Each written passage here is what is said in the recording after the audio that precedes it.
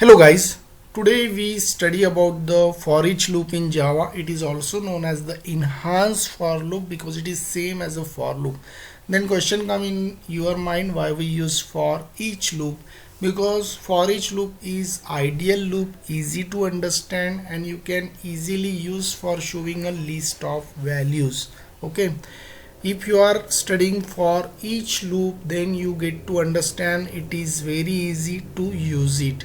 So straight away we will see the syntax. It is same as for loop, but here we use the data type and it is followed by variable name. You can use any variable name, and here there is a array name. Whichever the array you are using in the program, that name you use here, and this is the coding part.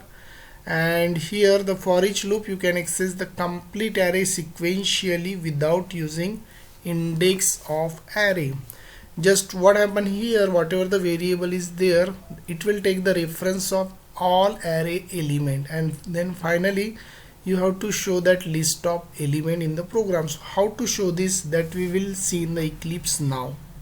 So here I am in Eclipse and we will see how you can use the for each statement in the program. So first we take the array, and here our array is A, and here you put the list of values from 1 to 10, and then for showing this value you can use for each statement, and here you take one variable. So see here why we have taken this variable, because we have integer type here, so it will take the reference of all these values. So for that we have to pass this array name A, so this reference will be stored in the A, and it's a time to show this value. Now here in the output statement I am just passing the I. So what happened, this I will show you all the list of values. Now here we check the output of the program, and you can observe here we are getting the list of all the values. So you observe friend how it is easy. It is very easy for writing.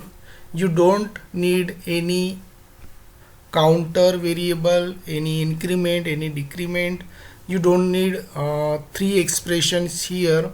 You have to just decide data type and pass that array name and then directly show this. So this structure is very easy, it is not complicated. Once you are aware about the syntax of for each, you can easily use in the programming. So I hope friend you understood this tutorial. So thanks for watching this. Thank you.